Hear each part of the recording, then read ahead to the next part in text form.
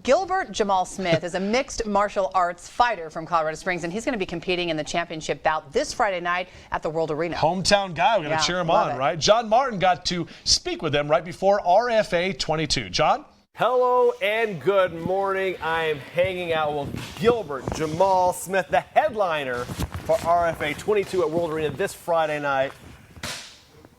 I love earlier when we were talking, you were describing you getting into this cage. What is that feeling? There's no mercy, there's no compassion. It's raw, hand-to-hand, man-to-man combat.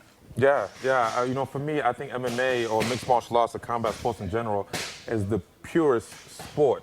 Because there's nothing you could blame stuff on. You can't blame it on your other teammates. You can't blame it on, hey, I didn't have the right equipment. Right. Stuff like that. It's just man to man, a woman to woman, and the only thing you can use is the gifts that God gave you. Your two hands, your elbows, your knees, your kicks, and just your heart.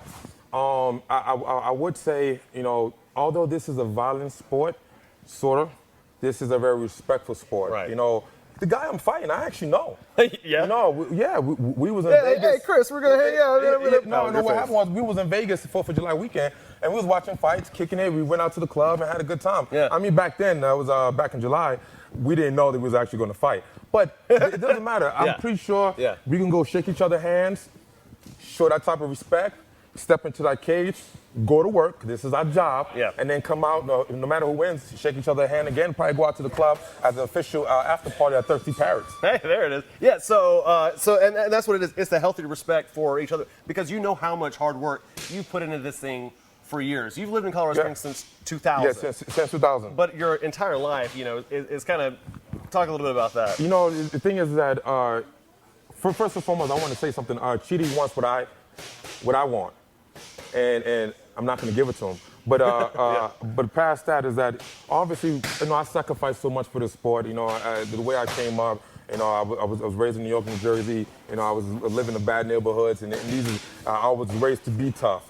I'm like I told you before, I'm not a violent person. I don't like violence. I don't even like hurting people. If I could beat Chidi and choke him out and he could go home with no injuries, that's fine. I'm not one of those guys that be like, oh, I can't wait to break his neck.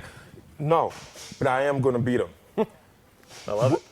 With that said, I've dedicated so much to the sport, my family, my friends, from the time I wrestled back in high school and coming up to the time I was training back when I was in the Army at Fort Carson to now. So it's been a long time. I started back in 2009 as far as my first fight, and I turned pro 2011. So all right. It's been a long time. So, but you can come see it this Friday night, World Arena. Sweating, because how many pounds are you trying to lose before? I usually start around 205, and I have to make 170. So, I'm sweating this a little bit just to make sure I make weight, because, that's what I'm contracted to do. Like I tell people, I fight for free, but I get paid to make weight. Because making weight is the part that I hate. All right, man. We're going to be here all morning long. Again, come out, RFA 22, Broadmoor World Arena. Back to you guys. It's going to be, I like how he's talking about how it's, respect for the fighters and they have respect for each other. And, some people are really into MMA. It's intense. Yeah. It's really intense.